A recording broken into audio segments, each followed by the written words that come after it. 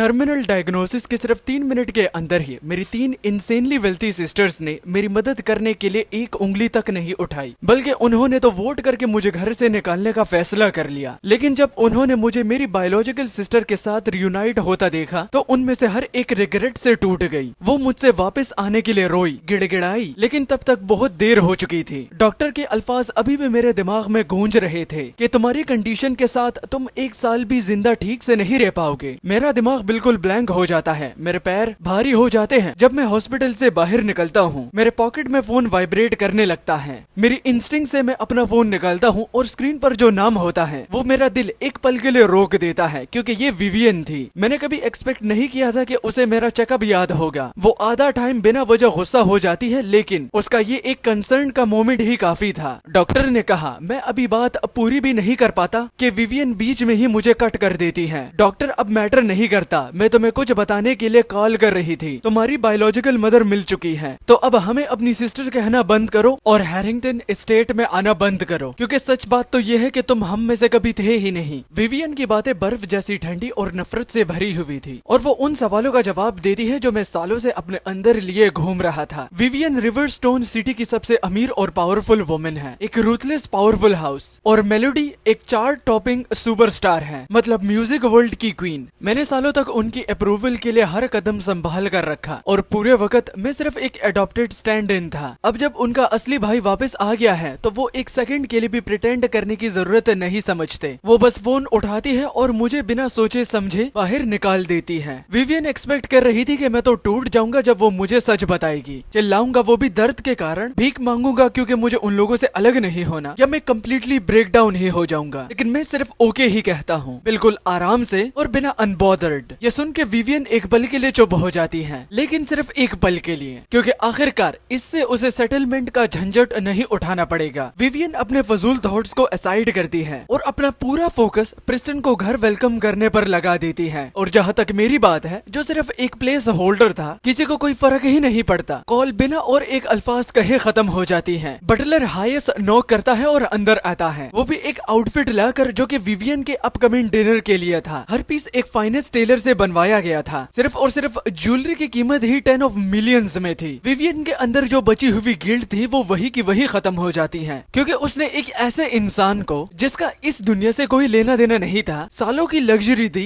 अब कंप्लेन करने जैसा क्या है। मैंने बटलर से कहा कि मुझे एक बाउल ऑफ नूडल चाहिए, वो भी हमेशा की तरह। लेकिन बटलर एक पल के लिए हेसिटेट करता है, फिर सर हिला के चला जाता है। 15 मिनट बाद नूडल आ जाते हैं। विवियन एक बाइट लेती है और फ्रॉन करती है। हे, क्या तुमने आज किचन के इंग्रेडिएंट्स चेक किए थे? बटलर विवियन की आवाज में नाराजगी महसूस कर लेता है। उसने सोचा ही था कि नूडल्स का बाउल तो नूडल्स का बाउल ही होता है, कोई भी इसको बना लेगा, मगर वो गलत था। विवियन क्लियरली सेटिस्फाई नहीं है। बटलर थोड़ी देर सोचता है, इंग्रेडिएंट्स तो ठीक है, मैंने खुद चेक किए थे, बस फर्क ये है कि एस्टन ही हमेशा तुम्हारा नूडल्स बनाता था, शायद इसी वजह से टेस्ट अलग अलग रहा होगा। मैं तुरंत शेफ से एडजस्ट करवा लेता हूँ। विवियन उसे रोक देती है और कहती है, तुम्हारा मतलब क्या है? मैं 1 साल से ज्यादा टाइम से हर सुबह नूडल्स खा रही हूँ, क्या तुम्हारा मतलब ये है कि हर बारी एस्टन ही बनाता था? बटलर का जवाब जब हाँ में वो सुनती है तो विवियन बिल्कुल स्टिल हो जाती है, फिर उसकी टोन बदल जाती है थोड़ी सी शिकायत के साथ। एस्टन इस घर का यंग मास्टर था, तुमने उसे ये सब कुछ कैसे करने दिया? बटलर जल्दी से एक्सप्लेन करता है, तुम्हारी तबीयत एक लंबे टाइम तक खराब थी और तुम कुछ भी खा नहीं पा रही थी। जब एस्टन को पता चला, उसने किचन में काफी दिनों तक एक्सपेरिमेंट किया, जब तक परफेक्ट नहीं हो गया, फिर मुझसे कहा कि मैं तुम्हें सर्व करूंगा। विवियन हाथ हिलाकर बात टाल देती है, क्योंकि ये सब वो पहली बार सुन रही है। वो एक पल के लिए कुछ महसूस करती है, लेकिन वो एक पल ही बहुत जल्दी खत्म हो जाता है। ऑफ कोर्स उसने ये किया होगा, इतना तो वो कर ही सकता है। हैरिंगटन फैमिली ने जो मुझे दिया, उसके सामने ये एक बाउल का नूडल तो कुछ भी नहीं। मैं अपनी बायोलॉजिकल मदर के घर बढ़ता हूँ। उसके घर तक जाने वाली पूरी रूट पर, हर टेलीफोन पोल पर, हर एक पेड़ पर मिसिंग पर्सन के फ्लायर्स लगे हुए थे। हर जगह मेरी तस्वीर छिपी हुई है। जिसके बाद वो कहती है, ये तुम्हारा रूम है। हेलेन की आवाज बोलते हुए कांपती है। रूम छोटा है लेकिन बिल्कुल साफ है। टेबल पर व्हाइट क्लॉथ बिछाया है जैसे ऑर्चिड प्रिंट है। ये पूरे घर का सबसे ब्राइट रूम है, जो कि सिर्फ मेरे लिए खाली रखा गया था। ये देखकर मेरी आंखों में आंसू भर आते हैं, क्योंकि इन सभी चीजों को देखकर ये इस बात को इंडिकेट करता है कि मेरी माँ ने मुझे कभी भी ढूंढना बंद नहीं किया। इस घर ने कभी भी मेरे लिए जगह रखना बंद नहीं किया। सालों बाद पहली बार मुझे लगता है कि मैं कहीं बिलोंग करता हूँ। दोपहर को मैं हेलेन और सोफी के साथ, जो अभी भी प्राइमरी स्कूल में है, एक सिंपल घर का बना हुआ खाना खाने बैठता हूँ। ऐसे खाना जिसको मैंने जितना मिस किया था उससे ज्यादा अब रियलाइज हो रहा है। हेलेन मुझे देखना बंद नहीं करती क्योंकि उसे पहले भी वो दिन याद थे जब मैं गायब हो गया था कि कैसे दिन और रात एक ही लम्हे में पैनिक से भरी हुई दौड़ में बदल गए थे। वो मुश्किल से सांस लेती है। पूरे शहर के हर एक कोने में हजारों मिसिंग पर्सन्स फ्लेयर्स चिपका रही थी और एक ऐसी कॉल का इंतजार कर रही थी जो कभी नहीं आया। कभी कभी जब वो शॉप विंडोज के पास से गुजरती तो उसे लगता था कि उसने मेरी झलक देखी है। सोफी अपनी माँ के चेहरे पर फैली हुई रेयर स्माइल को नोटिस करती है और रुक जाती है। थोड़ी हैरानियत, फिर वो भी मुस्कुरा देती है। लंच के बाद सोफी चुपचाप बर्तन जमा करती है और बिना कहे किचन की तरफ चली जाती है। मैं तुरंत उठकर मदद के लिए जाता हूँ, लेकिन वो मेरा सिर्फ शुक्रिया अदा करती है कि थैंक यू बिग ब्रदर। वो लफ्ज जो वो टेबल पर कह नहीं पाई थी अब निकल आते हैं और मुझे बहुत ही ज्यादा अच्छा फील होता है, जैसे मैं इन अल्फाजों का वेट कर रहा था। हैरिंगटन स्टेट में बहनों के साथ सेम सोफा में बैठकर भी मुझे कभी भी इतना अच्छा नहीं लगा, बल्कि मुझे तो ऐसा लगता था कि मैं किसी और प्लेनेट पर था। इस पल में मैं खुद से एक खामोश वादा करता हूँ, चाहे मेरे पास जितना भी कम वक्त हो, मैं इंश्योर करूंगा कि हेलेन और सोफी कभी दोबारा सफर न करें। उस रात सोने से पहले हेलेन की तरफ से एक वॉइस मैसेज आता है, क्या तुम यहाँ के खाने की आदत डाल रहे हो? इसके लिए माफ करना, मैं कल कुछ बोटियां लेकर आऊंगी और हमारे लिए एक प्रॉपर मील बनाऊंगी। मैं मुस्कुराकर रिप्लाई देता हूँ कि साउंड्स परफेक्ट, जिसके बाद ये लफ्ज मेरी मॉम हेलेन को बिल्कुल चुप कर देती है। फिर वो धीरे धीरे आंसू में टूट जाती है क्योंकि उन्हें डर था कि शायद उनकी छोटी सी जिंदगी को देखकर उन्हें नीचे ना समझूं। मगर अब वो डर पूरी तरह से खत्म हो चुका था। अगली सुबह विवियन बिल्कुल टाइम पर उठ जाती है।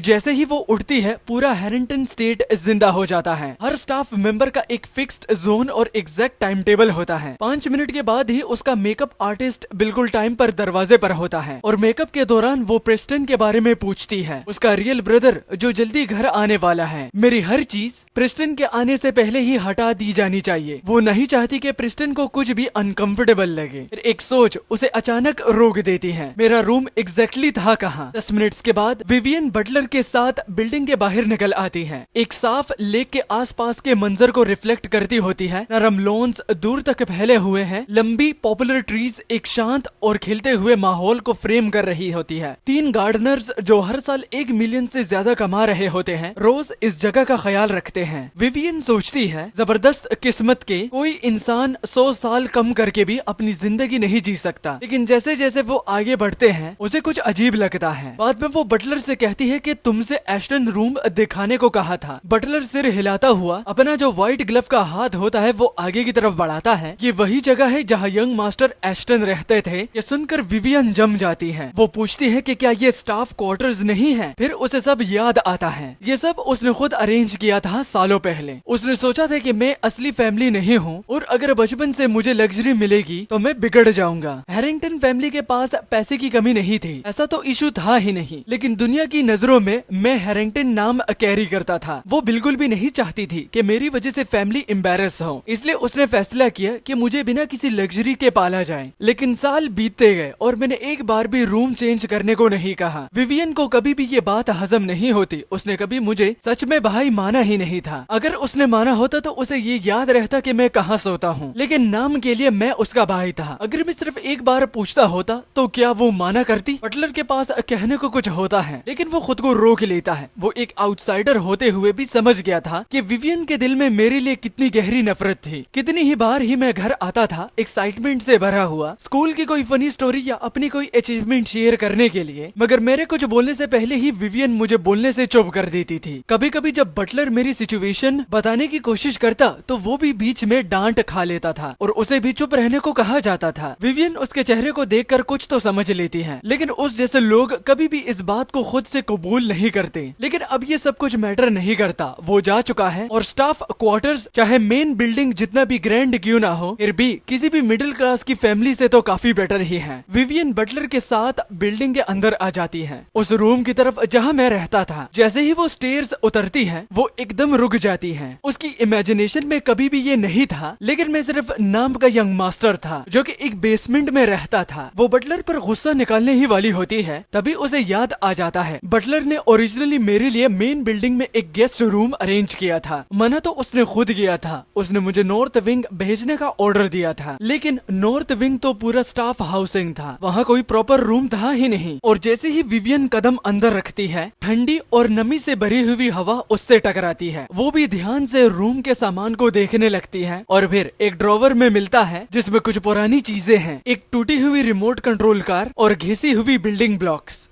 और एक वॉच जिसका टाइम कब का रुक चुका होता है। पहला रिएक्शन होता है तंज, आखिर तक आउटसाइडर ही रहा, बेकार चीजों से इतना लगाव। लेकिन जब वो वॉच दोबारा देखती है वो एकदम से स्टिल हो जाती है। अगर उसे सही से याद है तो ये वही वॉच है जो उसने बिना सोचे मुझे दे दिया था। इतने सालों बाद भी उसकी सुइयां रुक चुकी है, फिर भी मैंने इसे किसी कीमती चीज की तरह संभाल के रखा। तब उसे समझ में आता है रॉवर की बाकी चीजें भी शायद सिस्टर्स की तरफ से दी गई हुई है, जो कि उनकी तरफ से छोटे छोटे जेस्चर्स थे। मगर ये चीजें ऐसी थी जो कि उन लोगों ने बिना सोची दी, लेकिन ये मेरे लिए सब कुछ थी। विवियन का प्लान था कि इन सब चीजों को फेंक दे, लेकिन कुछ शायद गिल्ट का एक छोटा सा हिस्सा उसे रोक लेता है। वो डिसाइड करती है कि ये सब मुझे वापस दे देगी, एक क्लीन गुड बाय और एक अच्छे नोट पर खत्म। वो सब कुछ एक बॉक्स में पैक करती है। फिर ड्रॉवर के पीछे उसे कुछ फॉर्म्स मिलते हैं, वो उन्हें निकालती है, स्कॉलरशिप एप्लीकेशन फॉर्म। वो बहुत ज्यादा शॉक हो जाती है क्योंकि विवियन ने उसके लिए मंथली अलाउंस सेट किया था, फिर वो स्कॉलरशिप के लिए अप्लाई क्यों कर रहा था। विवियन इसमें कोई गहरी बात नहीं सोच रही, बस ये बुरा लगता है हैरिंगटन घर के नीचे रहने वाला लड़का फाइनेंशियली एड के लिए अप्लाई करे। लोग क्या सोचेंगे कि शायद फैमिली उसे अच्छी तरह से ट्रीट नहीं करती, लेकिन ये बोलती हुए उसे अपनी ही डिसीजन याद आ जाती है। मुझे बिना कुछ दिए बड़ा करने का जो अलाउंस वो मुझे देती थी वो उसकी स्टेटस के हिसाब से कुछ भी नहीं था। वो था 2000 युआन महीना, ये एक नॉर्मल फैमिली का बजट। फिर भी इतने में मैं इतना स्ट्रगल कैसे कर रहा था कि स्कॉलरशिप की जरूरत पड़ गई। बटलर तुरंत से झुककर कहते हैं मैं हर महीना टाइम पर पैसे ट्रांसफर करता था, लेकिन यंग मास्टर एस्टन एक बार मेरे पास आए थे और पैसा उधार मांगे थे। बहुत जरूरी काम के लिए चाहिए थे क्योंकि वो आपके बर्थडे गिफ्ट के लिए प्रिपेयर कर रहा था। मैंने उसे कहा था वापस करने की कोई जरूरत नहीं, लेकिन उसने हर एक पैसा वापस कर दिया। तब विवियन को सब एक साथ समझ आता है। इतने सालों तक हर बर्थडे पर मैंने उसके लिए दिल से गिफ्ट बनाया और वो हर बार अगले दिन उसे कचरे में फेंक देती थी। अगली सुबह मेरी मुलाकात विवियन से होती है। वो मुझे देखकर रुक जाती है और कहती है वेट मत जाओ, मेरे पास तुम्हारे लिए कुछ है। मैं बिना रिएक्ट किए सीधा चला जाता हूँ। विवियन क्लियरली शॉक हो जाती है। उसकी दुनिया में मैं हमेशा बिना सवाल किए उसकी बात मानता था, तो ये अचानक बेपरवाही क्यों? वो थोड़ा सा फ्रोन करती है, फिर इग्नोर कर देती है। असिस्टेंट से बॉक्स लेती है। एस्टन ये तुम्हारी पुरानी चीजें हैं, बाकी चीजें मेरी कार में हैं, बाद में मैं भिजवा दूंगी। मैं रुकता हूँ, बॉक्स लेता हूँ, एक झलक अंदर देख के सीधा कहता हूँ thank you miss Harrington. Vivian अभी तक इस टाइटल को प्रोसेस भी नहीं कर पाती और तभी मैं पूरा बॉक्स सीधा पास के बिन में फेंक देता हूँ। जब तक वो संभालती है मैं जा चुका होता हूँ। रीले जो के पास खड़ी होती है, खुद को रोक नहीं पाती। विवियन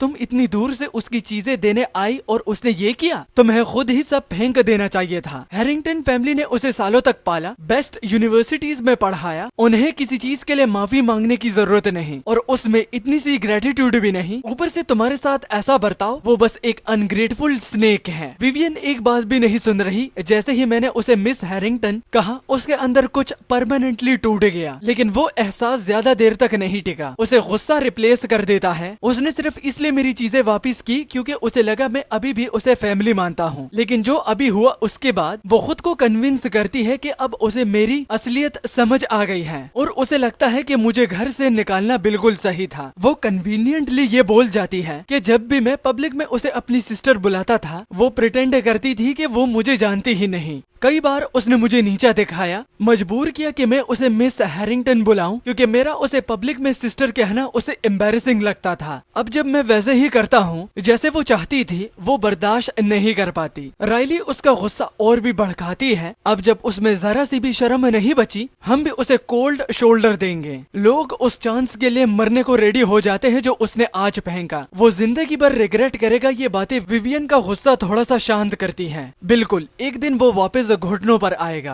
विवियन राइली के हाथ में बैग की तरफ देखती है। अंदर मेरी और चीजें हैं, वो सब भी फेंक देना चाहती है। वो बैग खोलकर पुरानी डॉक्यूमेंट्स निकालती है। उन्हें जल्दी जल्दी देखती हुई मेरी स्कॉलरशिप फॉर्म्स और रिपोर्ट कार्ड्स, बचपन से लेकर अभी तक हर एक रिकॉर्ड शुरू से लेकर आज तक उसमें लिखा हुआ होता है। विवियन की आंखें बिल्कुल बाहर आने लगती हैं जब वो उन डॉक्यूमेंट्स को देख रही होती है। उसने कभी ये इमेजिन नहीं किया था कि मेरा एकेडमिक रिकॉर्ड ऐसा होगा। हर बार ऑलमोस्ट क्लास टॉपर। मेरा कॉलेज एंट्रेंस एग्जाम स्कोर 680 का था। वो सच में सरप्राइज्ड हो जाती है। उसने कभी मेरे ग्रेड्स पर ध्यान नहीं दिया था क्योंकि उसे लगता था कि मेरी टॉप यूनिवर्सिटी वाली सीट हैरिंगटन के डोनेशन से मिली होगी। सेकंड, लेकिन सच ये था कि मैंने सब कुछ खुद अर्न किया था। उसके अंदर एक हल्का सा रिग्रेट जागता है। ऐसे स्कोर के साथ मैं प्रैक्टिकली प्रोविंस का टॉप स्टूडेंट था। बाकी सब कुछ साइड पर रख कर भी सिर्फ टैलेंट के हिसाब से देखा जाए तो मेरे अंदर रियल पोटेंशियल था। लेकिन अब सब खत्म हो चुका है। सोचने से तो कुछ भी नहीं बदलेगा। विवियन बैग को और थोड़ा सा हिलाती है और उसे कुछ मेडिकल्स चेकअप रिपोर्ट्स मिलते हैं जो उसे थोड़ा अजीब लगता है। कौन सा यंग इंसान इतनी बार चेकअप करवाता है? क्या मैं इतना डरता था मरने से? कल कॉल पर भी उसने मुझे डॉक्टर का जिक्र करता हुआ सुना था तो वो क्यूरोसिटी में एक रिपोर्ट खोल लेती है। ये तब की बात है जब मैं 16 साल का था। जैसे ही वो पढ़ती है तो वो बिल्कुल जाम हो जाती है। डॉक्टर के नोट्स बिल्कुल क्लियर होते हैं। पेशेंट की हालत 2 हफ्तों से बहुत ज्यादा लगातार खराब है। हार्ट बीट की रफ्तार स्लोली कम हो रही है। फीवर और ड्राई हीविंग हो रहा है। इसको प्रिलिमिनरी डायग्नोसिस कहते हैं। वो भी तब होता है जब कोई न्यूट्रिशन से भरा हुआ खाना नहीं मिलता। और एंड में वो ये भी पढ़ती है कि मेरा लिवर डैमेज है। विवियन पेज को घूरती रह जाती है। वो भी पूरी तरह से हिला दी गई है। वो कहती है ये कैसे मुमकिन है? हैरिंगटन इन स्टेट में तो हर मील प्रोफेशनल न्यूट्रिशन डिजाइन करता है। वहाँ रहने वाले इंसान को मेल नूरिश्ड कैसे हो सकता है? फिर उसे सब कुछ एक साथ याद आ जाता है। उसने कभी मुझे फैमिली के साथ सेम टेबल पर खाने नहीं दिया। एक बार सालों पहले सब सिस्टर स्टेट पर वापस आई थी। मैं और बटलर मिलकर घंटों तक किचन में लगे रहे। पूरा खाना तैयार किया। विवियन ऑलमोस्ट रेडी थी मुझे ज्वाइन करने देने के लिए। तभी 2 अनएक्सपेक्टेड गेस्ट आ गए जिसकी वजह से उसने मुझे अपनी सीट छोड़ने का कहा और स्टाफ के साथ खाने भेज दिया। और पीछे मुड़कर देखती हुई उसे कुछ महसूस होता है जो उसने तब नोटिस नहीं किया था। मैं हमेशा वो टाइप था जो हर जुल्म चुपचाप सह लेता था। उस दिन भी मैंने कोई शिकायत नहीं की, बस चुपचाप मान लिया। और इसी वजह से विवियन ने कभी दोबारा सोचा ही नहीं। ये रियलाइजेशन उसे जोर से लगता है। सालों तक एक ही छत के नीचे रहकर उसके दिल में मेरे लिए कुछ फीलिंग्स जरूर बनी थी। चाहे वो कभी मान ना पाई हो, लेकिन उसका बायस उससे भी गहरा था। उसने कभी मुझे आउटसाइडर के अलावा कुछ नहीं समझा। लेकिन फिर भी सिर्फ स्टाफ के साथ खाने से मेल न्यूट्रिशन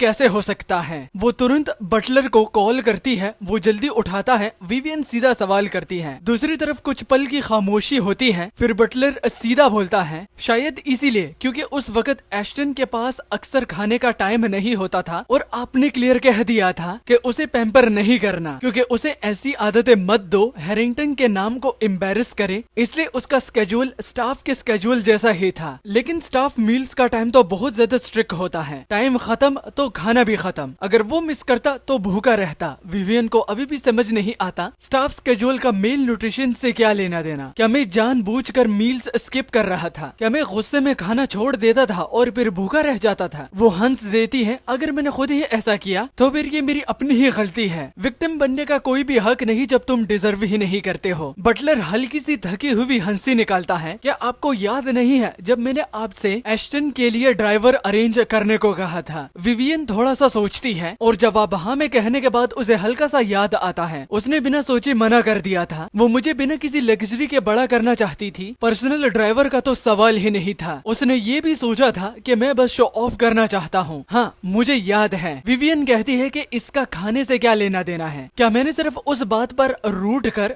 खाना छोड़ दिया था क्या? विवियन पूछती है तो बटलर कहता है, वो भी अपना सिर हिलाते हुए, बिल्कुल नहीं। उसने एक वर्ड भी कंप्लेन नहीं किया। अगले दिन उसने अपने ही अलाउंस से एक बाइसिकल खरीद ली और उसके बाद रोज उस पर स्कूल जाने लगा। विवियन को ये बात एक्चुअली रीजनेबल लगती है क्योंकि यंग लोगों के लिए अभी एक्सरसाइज अच्छी होती है। फिर बटलर जो आगे कहता है वो उसकी सारी समझ को तोड़ देता है। वो बाइसिकल के बारे में कुछ कहना चाहता था। वो भी एक लंबी सांस लेने के बाद वो कहता है स्कूल स्टेट से बहुत दूर था। बाइसिकल होने के बावजूद भी एक तरफ का सफर 1 घंटे से ज्यादा का होता था। रोज टाइम पर पहुंचने के लिए मुझे सुबह 5:30 बजे उठना था। लेकिन स्टाफ का मील सर्विस 7 बजे से पहले शुरू नहीं होता था। इसका मतलब यंग मास्टर एस्टन सुबह भूखे निकलते हर रोज क्योंकि उस वक्त तो किचन में कुकिंग शुरू भी नहीं होती। होती थी और शाम को अक्सर अपनी पढ़ाई की वजह से डिनर मिस कर देता था। बटलर कुछ पल के लिए चुप हो जाता है। उसने उस वक्त ये सब अपनी आंखों से देखा था। उसने विवियन से इस बारे में कई बार बात भी की, लेकिन हर बार उसे रोक दिया गया। सबके साथ बराबर बर्ताव करो, कोई स्पेशल ट्रीटमेंट नहीं, बात खत्म। ये सब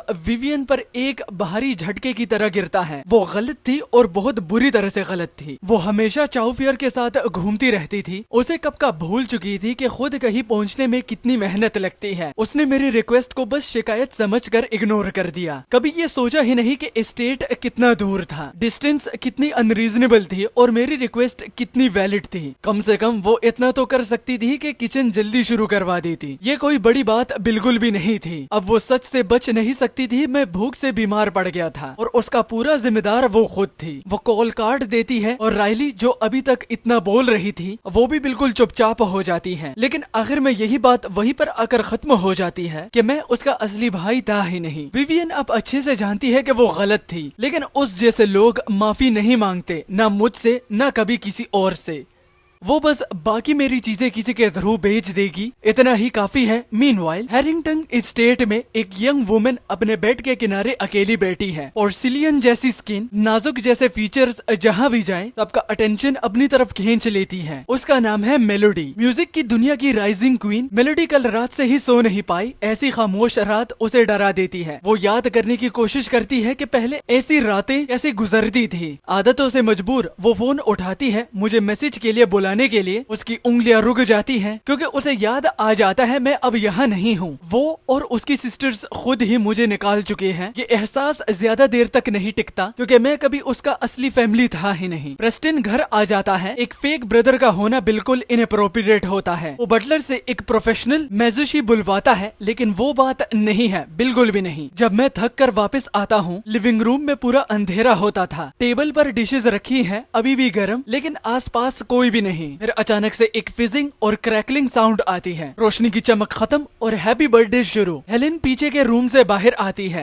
मुस्कुराते हुए ध्यान से एक बर्थडे केक टेबल पर रखती है। सोफी साइड में भागती है, एक कपड़े को हटाती है और एक कीबोर्ड सामने आता है। वो अनाउंस करती है कि वो मेरे लिए एक नया गाना प्ले करेगी जो उसने अभी सीखा है। मैं इमोशनल हो जाता हूँ, लेकिन थोड़ा कंफ्यूज भी, क्योंकि कल तक यहाँ पर कोई कीबोर्ड नहीं था। ऐसी चीज सस्ती नहीं होती, फिर भी मेरी नजर पड़ती है। साइड पर एक लेबल, क्लास 2 वैंग जियाओमी। मेरा तो उस नाम को देख के गला ही बाहर आता है। सोफी ने मेरा सिर्फ बर्थडे सेलिब्रेट करने के लिए अपनी क्लासमेट से कीबोर्ड बोरो किया। और जहाँ तक हैरिंगटन एस्टेट की बात हो रही है, इतने सालों तक किसी ने मेरा बर्थडे सेलिब्रेट नहीं किया और ऊपर से उन लोगों को मेरा बर्थडे याद ही नहीं था। मैं सोफी को पूरी कंसंट्रेशन के साथ प्ले करता देखता हूँ। आंखों में जलन सी महसूस होती है। धीरे से ताली बजाता हूँ और मेलोडी के साथ गाना उसके साथ गाता हूँ। वो फिनिश करती है, मैं उसके बाल हिला देता हूँ और पूछता हूँ तो मैं सच में बजाना पसंद है? तो ठीक है, जब मैं इनफ पैसे सेव कर लूंगा मैं तुम्हारे लिए इसी तरह ही एक ले लूंगा। सोफी का चेहरा तुरंत से चमक उठता है और वो बोलती है थैंक यू। वो बोलते बोलते रुक जाती है, जैसे अपने आप को कंट्रोल कर रही हो। फिर वो कैजुअली बोलती है मतलब इतना भी पसंद नहीं है मुझे। मैं समझ जाती हूँ, लेकिन बस मुस्कुरा देता हूँ। मैं दिल में डिसाइड करता हूँ कि एक दिन उसे प्रॉपरली सरप्राइज करूंगा। फिर टॉपिक चेंज करके देता हूँ, थैंक यू सोफी, मुझे बहुत पसंद आया, मैं तुम्हारे लिए कुछ बजाता हूँ। सोफी की आंखें खुल जाती हैं। वेट, तुम सच में प्ले करते हो? मैं बताता हूँ और जैसे ही शुरू करने वाला होता हूँ, दरवाजे पर हल्की सी नोक होती है। मैं खोलता हूँ और रुक जाता हूँ। एक लड़की खड़ी होती है, एक व्हाइट शर्ट और नी लेंथ स्कर्ट में डार्क पोनीटेल के साथ। वो क्लारा थी। क्लारा मुझे देखते ही मुस्कुरा देती है और कहने लगी लगता है मैं सही जगह आई हूँ। वो दोनों हाथों से एक ब्यूटीफुली रैप गिफ्ट बॉक्स मेरी तरफ बढ़ाती है और कहती है एस्टन हैप्पी बर्थडे। मैं बस खड़ा रहता हूँ। वो हल्का सा सिर झुकाकर प्लेफुल टोन में कहती है इनवाइट नहीं करोगे अंदर? वो मेरी हाई स्कूल क्लासमेट थी। ग्रुप चैट से उसने मेरी सिचुएशन पता की और आज स्पेशली आई है। सोफी क्लारा को देखती है, फिर मुझे, और एक नोटी स्माइल के साथ मेरे पास आती है। स्लीव खींचकर धीरे से पूछती है क्या ये तुम्हारी गर्लफ्रेंड है? घर इतना छोटा है, क्लारा ने जरूर सुन लिया होगा। क्लारा के चेहरे पर हल्की सी घबराहट दिख जाती है। वो तुरंत इधर उधर देखने लगती है जैसे कुछ नोटिस कर रही हो, लेकिन उसके कान बिल्कुल लाल हो चुके हैं। मैं सीधा जवाब देता हूँ ठंडे अंदाज में, नो। लेकिन सच तो यही था, कैसे ना दिल हिल जाता। क्लारा जैसी लड़की, स्मार्ट, खूबसूरत, सबकी पसंद, हर तरह से परफेक्ट, लेकिन एक मरने वाला इंसान प्यार करने का हक नहीं रखता। 5 सेकंड सोफी को कुछ समझ में नहीं आता। वो मुझे वापस कीबोर्ड की तरफ खींच लेती है। मैं बैठता हूँ और जैसे ही मेरी उंगलियां कीज पर चलती है, म्यूजिक पानी की तरह बहने लगता है। क्लारा तुरंत उसमें खो जाती है। उसके एक लफ्ज के रिजेक्शन का दर्द पूरी तरह से मिट जाता है। सोफी इतनी जोर से ताली बजाती है कि उसके हाथ लाल हो जाते हैं। वो कहती है दैट वाज इनक्रेडिबल। वो समझ लेती है कि ये मेलोडी का नया सॉन्ग है। मेरी क्लास की सब लड़कियां इसे नॉन स्टॉप गा रही हैं। मैं बस मुस्कुरा देता हूँ। मैं उसे करेक्ट नहीं करता, क्योंकि सच सिर्फ मुझे पता है। ये मेलोडी एक ऐसी जिंदगी से बिलोंग करती है जो मैं पहले ही जी चुका हूँ। स्टेट पर वापस मेलोडी रात के सन्नाटे में अपने पियानो के साथ बैठी है। नींद उसे आ नहीं रही। हल्की रोशनी उसके कंधों पर घिरती रहती है और जैसे ही म्यूजिक उठता है, वो बिल्कुल अपनी क्वीन वाली शान में लगती है। जैसे जैसे वो पीस में डूबती है, आवाज और भी रिच और लेयर्ड हो जाती है। जब लास्ट नोट खत्म होता है, बटलर खुद को ताली बजाने से रोक नहीं पाता और हर बार जब वो ऐसा परफॉर्मेंस फिनिश करती है, यादें वापस आ जाती हैं। जब वो सिर्फ 7 साल की थी, उसने स्क्रीन पर एक मास्टर पियानिस्ट को देखा था। उसकी उंगलियां बिजली की तरह कीज पर चल रही थी और वो पूरी तरह से उस इंस्ट्रूमेंट से प्यार कर बैठी। और आज देखो, उसके फैंस उसे ही मास्टर कहते हैं। लेकिन शुरू में उसके टीचर्स को उसमें कोई टैलेंट नहीं देखा। म्यूजिक थ्योरी सेंस वीक था, रिदम की समझ एवरेज से भी नीचे, उंगलियां छोटी। वो क्लास में लास्ट आती थी। फिर मैं उसकी जिंदगी में आया और सब कुछ बदल गया। आज भी वो भूल नहीं पाती जब उसने मुझे पहली बार प्ले करते देखा। मेरी उंगलियां उससे ज्यादा बड़ी नहीं थी, मेरी हालत भी उससे बेटर नहीं थी, फिर भी मैं फ्लॉलेस प्ले कर रहा था। उसी दिन मेलोडी ने चुपचाप डिसाइड किया था कि वो मुझसे कम्पीट करेगी। अगर मैं कर सकता हूँ तो वो मुझसे बेटर करेगी। उसने अपना कॉन्फिडेंस दोबारा जीरो से बिल्ड किया और प्रैक्टिस में खुद को झोंक दिया। धीरे धीरे उसने सबको पीछे छोड़ा। टीचर ने भी फाइनली नोटिस किया और उसे एक प्रेस्टिजियस कॉन्सर्ट हॉल में परफॉर्म करने का चांस मिला, अपने टीचर के साथ पियानो 4 हैंड्स ड्यूट। आज भी उसे याद है कि वो कितनी लकी महसूस कर रही थी। उसका टीचर कंट्री के सबसे बड़े म्यूजिशियंस में से एक था और मेलोडी उसकी बेस्ट स्टूडेंट भी नहीं थी। कई सीनियर उसे टेक्निकल टर्म्स में काफी आगे थे। वो डेस्परेटली वो स्पोर्ट चाहती थी, लेकिन उसे पता था चांसेस कम है। फिर लास्ट मोमेंट पर टीचर ने अनाउंस किया कि वो लॉट्स ड्रॉ करेगी। एक स्टूडेंट रैंडमली चूज होगा और उसी तरह मेलोडी का नाम निकल आया। आज भी उसे याद है जब वो उस ग्रैंड कॉन्सर्ट हॉल में खड़ी थी और उसका शॉर्ट टेम्पर टीचर पूरे परफॉर्मेंस में सरप्राइजिंगली पेशेंट था। ट्यूट के दौरान टीचर उसके रिदम को फॉलो कर रहा था, उसकी पेस के हिसाब से एडजस्ट कर रहा था और खुद पीछे रहकर मेलोडी को स्पॉटलाइट दे रहा था। पहली बार लाइव ऑडियंस के सामने परफॉर्म करते हुए भी मेलोडी ने तुरंत अपनी जगह बना ली। वो सीधी खड़ी रही। लोगों की भीड़ अब उसे डरा नहीं रही थी। लास्ट नोट पर टीचर साइड हो गया और उसने सेंटर स्टेज दे दिया। मेलोडी ने बाउ किया, ग्रेसफुल, कंपोज्ड, ना ज्यादा एरोगेंट ना टिम्ड। मीडिया ने उस मोमेंट को कैप्चर किया और हर जगह प्रेज किया। उन्होंने लिखा, ये स्टेज जैसे उसके लिए बना हो। उस रात के बाद मेलोडी ने कभी भी खुद पर डाउट नहीं किया। एस्टोन, तुम क्या सोचते हो? ये सवाल उसके मुंह से आदत में निकल जाता है। फिर उसे एहसास होता है सालों तक मेरे साथ रहने से उसकी रूटीन का मैं एक हिस्सा बन गया था। वो आदत डाल चुकी थी जब वो प्रैक्टिस करे। मैं आस पास हूँ, एक खामोश, हमेशा मौजूद रहने वाली प्रेजेंस। जब भी उसे ब्रेक चाहिए होता, वो मुझे प्ले करने देती और उसे सुकून मिलता।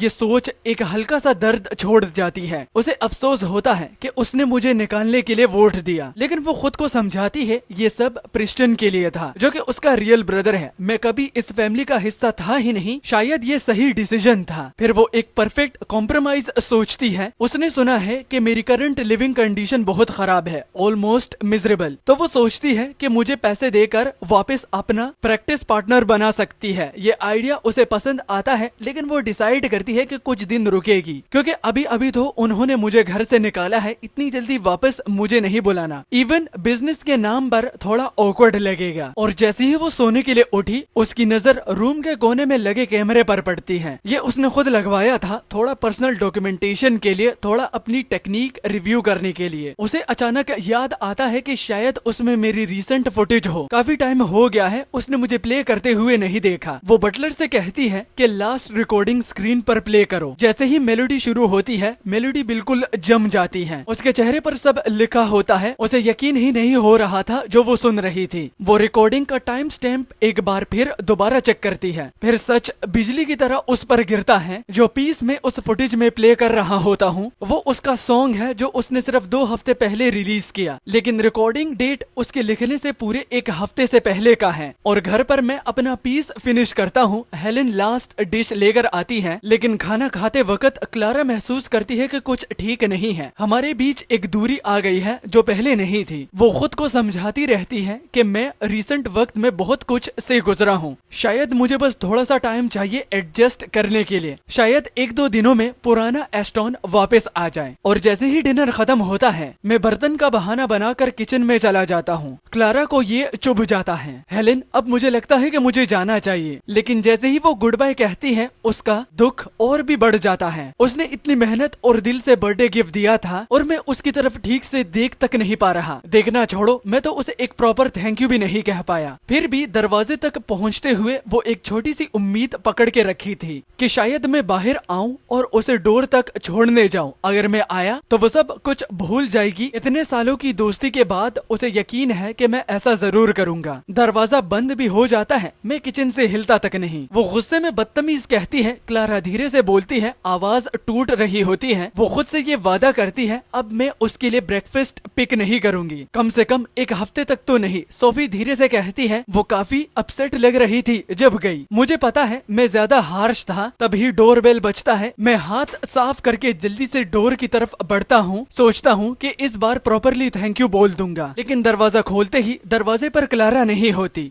वहाँ खड़े क्या हो, हमें अंदर आने दो। विवियन की आवाज बिल्कुल ठंडी है। तुमने मुझे और हमारी सिस्टर को ब्लॉक क्यों किया? उसे तुमसे अर्जेंट बात करनी थी, लेकिन कांटेक्ट ही नहीं हो पा रहा था। सिस्टर, ये एक ऐसा लफ्ज था जो कि इस फैमिली ने मेरे लिए मजाक बना दिया है। मैं सीधा कहता हूँ सॉरी। तुम्हें किसने कहा कि तुम मेरी सिस्टर हो? पहले मुझे ये बताओ तुम लोग हो कौन? विवियन के चेहरे पर नफरत की झलक आ जाती है और वो कहती है, अभी भी निकाले जाने पर तुम रूठ रहे हो। ड्रामा मत करो, तुम कभी इस फैमिली का हिस्सा थे ही नहीं। वो अपने यूजुअल अंदाज में आ जाती है और ऊपर से लेक्चर देना। पहले शायद दर्द होता, अब कुछ महसूस ही नहीं होता। मैं दरवाजा बंद करने ही वाला होता हूँ कि हेलेन आवाज सुनकर उन्हें अंदर बुला लेती है। उसे असल में कुछ पता ही नहीं। विवियन हील की आवाज के साथ लिविंग रूम में आती है और हर चीज को नफरत भरी नजरों से देखती है। मेंशन में रहने वाली के लिए ये रूम तो उसके स्टोरेज से भी ज्यादा छोटा लगता है। वो आती है और कहने लगी, सीधी बात करती हूँ, तुम्हारी बाकी चीजें भी ले आए हैं। हमारी सिस्टर को पियानो के बारे में कुछ सवाल पूछने हैं, इसलिए तुम्हें हर वीक स्टेट आना पड़ेगा। 2 दिन उसके साथ प्रैक्टिस सेशन करो और इसके बदले तुम्हारी यूनिवर्सिटी की फीस पूरी कवर करूंगी और ऊपर से तुम्हें सैलरी भी दी जाएगी। और हाँ, निगोशिएशन में तुम पर छोड़ती हूँ, जितना चाहो मांगो। $30,000 चाहिए, $50,000 चाहिए, तुम डिसाइड करो। विवियन की ये जेनरोसिटी किसी इमोशन या गिल्ट से नहीं आती। ये सिर्फ एक डील है, एक यूजफुल एसेट में इन्वेस्टमेंट। मैं उसकी एरोगेंस को सुनता हूँ और मेरे दिमाग में एक चेहरा आता है। मेलोडी कॉम्पिटिटिव, ड्रिवन, परफेक्ट देखने वाली, कैमरा के सामने फ्लॉलेस। लेकिन मैं जानता हूँ अंदर क्या है। अंदर से वो सेल्फ डाउट से भरी हुई है। मेरे बिना वो वैसे लिख नहीं पाएगी। धीरे धीरे वो फिर वही अंधेरे में गिर जाएगी जहाँ से वो निकली। जब इंस्पिरेशन खत्म हो जाएगी, डाउट वापस आएगा। वो सब कुछ क्वेश्चन करने लगेगी और शायद फिर से गिव अप कर देगी, जैसे बचपन में किया था। लेकिन मैं इस सोच को तुरंत खत्म कर देता हूँ। उन्होंने कभी मुझे अपनी फैमिली नहीं माना, तो आखिर मैं उन लोगों के लिए क्यों सोचूं? जब मैं तुरंत से हाँ नहीं करता, विवियन के दिमाग में एक ठंडी सी स्माइल आती है। उसे लगता है वो मुझे समझ गई। मैं बस ज्यादा पैसे के लिए नेगोशिएट कर रहा हूँ और फिर जो मैं बोलता हूँ तो ये कोई काउंटर ऑफर नहीं होता, क्योंकि मैंने सीधा विवियन के चेहरे पर जाकर बोला, वापस जाकर इस कचरे को गाड़ी में रखो और मैं पियानो सेशन लेने के लिए आऊँ। नो थैंक्स, मुझे कोई भी जरूरत नहीं। मैं अपने हाथ दोबारा गंदे नहीं करना चाहता और मैं कभी भी दोबारा वहाँ पर कदम नहीं रखूंगा। और अब जबकि हमारा एक दूसरे से कोई लेना देना नहीं है, तो तुम्हारी भलाई के लिए कह रहा हूँ विवियन, मेरे घर से निकल जाओ। रूम में एकदम से सन्नाटा छा जाता है। राइली मुझे ऐसे देखती है जैसे मैं पागल हो गया हूँ। वो कहती है, तुम्हारा दिमाग खराब हो गया है क्या? तुम्हें आइडिया भी है तुम क्या कह रहे हो? इससे तुम क्या कुछ खो सकते हो? तुम जिंदगी भर पछताओगे। राइली के हिसाब से वो ये सब कुछ कह रही थी, वो भी इस ऑफर को रिजेक्ट करने पर। मुझे बस अपनी ईगो साइड पर रखनी है और साथ देना है। हैरिंगटन नाम से जुड़ा रहना है, इवन अगर छोटी पोजीशन में ही सही। इससे क्या होगा कि मैं सीधा टॉप पर पहुंच सकता हूँ और फायदा तो मेरी माँ और मेरी बहन को होगा, जो कि लग्जरी में जी सकती है।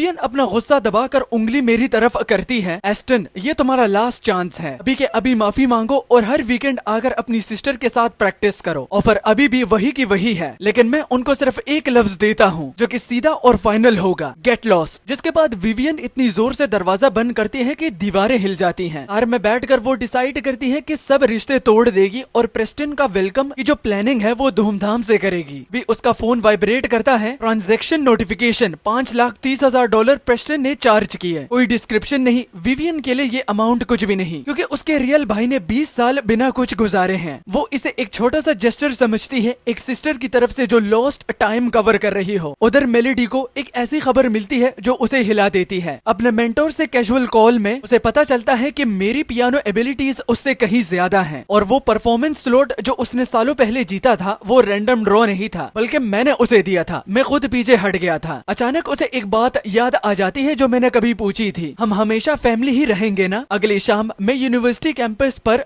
कदम रखता हूँ। मेरे दिमाग में एक ही सवाल घूम रहा है, जितना वक्त मेरे पास बचा है उसमें असल में इम्पोर्टेंट क्या है? लेकिन इस दुनिया में सब कुछ पैसे पर आकर ही रुकता है। मुझे पैसा बनाना है और बहुत जल्दी जल्दी बनाना है। दूसरी जिंदगी जीने का एक फायदा होता है। मेरे दिमाग में ऐसे अपॉर्चुनिटीज हैं जो किसी और ने अभी तक नहीं देखी हैं। मैंने अपना पहला मूव डिसाइड कर लिया है। मैं आज रात के फ्रेशमैन गाला में परफॉर्म करने के लिए साइन अप करता हूँ। रास्ते में मेरी मुलाकात क्लारा से होती है। हम दोनों साथ ब्रॉडकास्ट हॉल की तरफ चलते हैं और अंदर का हॉल तो रोशनी से जगमगा रहा होता है। हर स्पॉटलाइट स्टेज पर फोकस है। कंट्री की टॉप यूनिवर्सिटीज में से एक होने की वजह से ये गाला कोई छोटा इवेंट नहीं है। मेजर मीडिया आउटलेट्स इसे लाइव कवर कर रहे हैं और ऑफिशियल स्ट्रीम भी ऑलरेडी चल रही है। शो शुरू होने से पहले ही लाइव स्ट्रीम पर 1000 से ज्यादा व्यूअर्स आ चुके हैं। जैसे ही हम पहुंचते हैं, एक शार्प आइड कोऑर्डिनेटर में देखकर सीधा बैक स्टेज ले जाता है। क्लारा क्लियरली कंफ्यूज होती है। उसे कभी एक्सपेक्ट नहीं था कि मैं ऐसे किसी इवेंट में परफॉर्म करूंगा। प्रेप रूम में कोऑर्डिनेटर मुझे साइड पर ले जाता है। वो मुझसे कहता है कि आज रात बड़ा इवेंट है, एडमिनिस्ट्रेशन ने तुम्हें फर्स्ट स्लॉट दिया है, तुम ओपनिंग करोगे। एस्टन, श्योर हो तुम हैंडल कर पाओगे? मैं बिना जरा हेसिटेशन दिखाए कहता हूँ, फिक्र मत करो, सब कुछ मुझ पर छोड़ दो। फ्रेशमैन गाला शुरू होता है। होस्ट मुझे ग्रैंड पियानो के पास बैठा देखकर डबल टेक करता है। न्यूज जल्दी स्प्रेड हो जाती है। मैं एक ओरिजिनल कॉम्पोजिशन परफॉर्म करने वाला हूँ। क्राउड में हल्की सी हलचल होती है। सभी लोग यही कह रहे थे कि ये कौन है और खुद को क्या समझता है, ओरिजिनल पीस क्या ये सच में कर पाएगा? तो क्राउड में कुछ लोग कहते हैं तुम्हें पता नहीं कि ये कौन है? ये एस्टन है, हैरिंगटन फैमिली का एक एडॉप्टेड ब्रदर। भी असली बेटा वापस आ गया है और उन्होंने इसे पब्लिकली कट ऑफ कर दिया है। जिसके बाद एक क्लिक होता है और स्टेज की सारी लाइट्स बंद हो जाती हैं। हॉल में पूरी खामोशी छा जाती है, जैसे सुई गिरने की आवाज भी सुनाई दे। फिर ऊपर से एक स्पॉटलाइट सीधा मुझ पर पड़ता है। मैं आगे बढ़ता हूँ, स्टेज के बीच पियानो तक जाता हूँ और ऐसे बैठता हूँ जैसे ये सब मैं 1000 बार कर चुका हूँ। मेन लीड उठाता हूँ, माइक एडजस्ट करता हूँ। 1000 लोग सांस रोक कर बैठे हैं और फिर म्यूजिक बहना शुरू हो जाता है, बिल्कुल साफ, जैसे पहाड़ों से निकलकर पानी अपना रास्ता ढूंढ रहा हो। सब लोग बहुत हैरान रह जाते हैं और कहते हैं कि ऐसा मेलोडी तो उन लोगों ने कभी सुना ही नहीं। वो एक दूसरे से पूछते हैं कि कहीं किसी ने इसको सुना है क्या? स्टूडेंट्स और फैकल्टी दोनों एक दूसरे को स्टंड नजरों से देखते हैं। वो लोग क्रिंज करने आए थे किसी एमेच्योर परफॉर्मेंस के लिए, लेकिन ये तो कुछ और ही था, क्योंकि किसी ने ये एक्सपेक्ट नहीं किया था कि ये रियल हो सकता है। सेकंड नोट्स पहली सॉफ्ट होती है, फिर धीरे धीरे पूरे हॉल को भर देता है। जैसे ही म्यूजिक लेयर्स में ऊपर उठता है, ऑडियंस एक विजन में खींच जाती है। स्टेंड ग्लास से आती हुई धूप, एक दुल्हन जो सफेद कपड़ों में खड़ी है, गोल्डन लाइट में नहा रही है। दो लोग एक दूसरे को देख रहे हैं, वो भी पूरे प्यार के साथ। फिर जैसे ही वो कपल्स अपने वाउस के लिए आगे बढ़ते हैं, म्यूजिक शिफ्ट हो जाता है, कुछ अंदर से टूट जाता है। वो खूबसूरत तस्वीर पानी में टूटते रिफ्लेक्शन की तरह बिखर जाती है, जैसे सब कुछ सिर्फ एक सपना था। आखिर का नोट थोड़ा सा फेड होता है। मैं बाव करता हूँ और स्टेज से सीधा बाहर चला जाता हूँ। फ्रेशमैन गाला अपने स्केड्यूल पर चलता रहता है, लेकिन ऑनलाइन दुनिया में क्लिप ऑलरेडी एक्सप्लोड हो चुका है। हाई डेफिनेशन फुटेज हर प्लेटफॉर्म पर तेजी से स्प्रेड हो रही होती है। लोग कहते हैं ड्रीम वेडिंग ट्रेंडिंग पे नंबर 1 पर चला जाता है। कुछ लोग तो एस्टन को गॉर्जियस बुलाते हैं। ये पीस तो दिल के हर नर्व को हिट कर रहा है। डिस्कशन इतना बढ़ जाता है कि कंट्री के एक टॉप म्यूजिक प्लेटफॉर्म रुक नहीं पाता। वो अपना म्यूजिक डायरेक्टर यूनिवर्सिटी भेज देते हैं सेम नाइट। मिशन क्लियर होता है, एक्सक्लूसिव राइट्स किसी भी प्राइस पर सिक्योर करना है। डायरेक्टर मुझे बैक स्टेज कॉर्नर करता है। एस्टन, आपके सामने खड़े होकर एक ऑनर से तो ये कम नहीं, क्या कोलैबोरेशन के लिए ओपन हो? वो रॉयल्टी स्प्लिट्स और डील का पिच शुरू करता है और उसे शॉक होता है जब मैं तुरंत एग्री कर देता हूँ। मैं फुल कॉपीराइट आउटराइट सेल करता हूँ। वो इसे गोल्ड माइंड समझ रही होती हैं। लेकिन डील फाइनलाइज होने से पहले ही दरवाजा जोर से खुलता है। आवाज आती है, एस्टन डोंट सेल इट, थोड़ा सा बड़ा सोचो, शॉर्ट टर्म मनी के लिए अंधे मत बनो। मेलोडी अंदर आती है, लाइव स्ट्रीम देखकर सीधा यहाँ आ गई। वो कहती है, मुझे पता है तुम्हें पैसे चाहिए, लेकिन ये पीस होल्ड करो, ये 10 टाइम्स ज्यादा वैल्यूएबल करेगा। मैं उसकी तरफ देखता भी नहीं हूँ और सीधा ठंडा सवाल करता हूँ, जब हैरिंगटन स्टेट में मुझे निकालने का वोट हुआ था, तुमने हाँ दी थी या ना? मेलोडी रुक जाती है, आंखें रेड हो जाती हैं, धीरे से सिर हिला देती है। मैं उसकी तरफ देखता भी नहीं हूँ, पूरी तरह इंडिफरेंट। वो ग्लाइडेड केज मैं कब का छोड़ चुका हूँ। मेलोडी अपनी फीलिंग्स रोक नहीं पाती। एस्टन, तुम्हें पता है पिछले कुछ हफ्तों से मेरे लिए कितना मुश्किल रहा है? तुम्हारे बिना प्रैक्टिस में नींद नहीं आती। क्या तुम फिर से साथ में प्ले कर सकते हो जैसे हम पहले करते थे? मैं उसे बीच में ही रोक देता हूँ, अगर पियानो बजाना है तो घर जाओ और बजाओ, यहाँ आकर मेरे सामने डेस्परेट एक्ट करने की कोई भी जरूरत नहीं। मेलोडी शौक में जम जाती है। उसने कभी सोचा भी नहीं था कि मैं उसे इस तरह देखूंगा, कोल्ड, कंटेम्प्ट और नफरत से भरा हुआ। सालों तक मैं हर बार बिना सोचे आ जाता था, बीमार हो या फिर बारिश हो रही हो कोई फर्क नहीं पड़ता था, लेकिन अब वो गैप उसे दर्द देता है। मेलोडी कहने लगी, एस्टन तुम इतने कोल्ड कब से हो गए? मैं मुस्कुराते हुए उससे कहता हूँ, बिल्कुल नहीं, मैं तो बड़े आराम से बात कर रहा हूँ। क्या मैं अपनी यादाश्त खो चुका हूँ या फिर तुम लोग अपनी यादाश्त भूल चुके हो? क्या तुम लोगों ने मेरे साथ क्या किया था सब भूल गए? कौन था जिसने मुझे वर्थलेस कहा था, डेड वेट बोला था? अब जब मैं यूजफुल हो गया हूँ सब वापस आ गए। अगर दिमाग में तुम्हारे कुछ भी प्रॉब्लम हो रही हो तो डॉक्टर के पास जाओ, मैं तुम्हारा कोई थेरेपिस्ट नहीं हूँ। मैं फोन निकालता हूँ और सिक्योरिटी कॉल करता हूँ। बैक स्टेज ग्रीन रूम में डिस्टर्बेंस है, यहाँ पर एक अनऑथराइज्ड पर्सन मुझे हरास कर रहा है, क्या आप किसी को भेज सकते हो? इसके बाद मैं कॉल कट करता हूँ और उसको देखता हूँ और मैंने उससे बोला, मेरी लाइफ तुम्हारा बिजनेस नहीं है और अब जो मेरा वक्त है वो बहुत ज्यादा कीमती है, वो मैं तुम जैसे लोगों पर वेस्ट बिल्कुल भी नहीं करने वाला। मेलोडी, तुम बहुत ही ज्यादा सिंपल दिखती हो, लेकिन तुम्हारे दो रूप हैं। तुम मतलबी हो, तुम्हें मतलब चाहिए इसलिए तुम मेरे पास आई हो, जब मतलब पूरा होगा तुम मुझे फिर से छोड़ दोगी। तो बड़े प्यार से कह रहा हूँ, यहाँ से दफा हो जाओ। ये सुनकर मेलोडी को एक ऐसा झटका लगता है जो कि उसने कभी भी एक्सपेक्ट नहीं किया था। उसकी कमर तक भीग जाती है, वो भी पसीने पसीने से। उसका वो एडॉप्टेड भाई एस्टन जो कि कभी कुछ नहीं बोलता था, वो इतना सब कुछ बोल सकता है।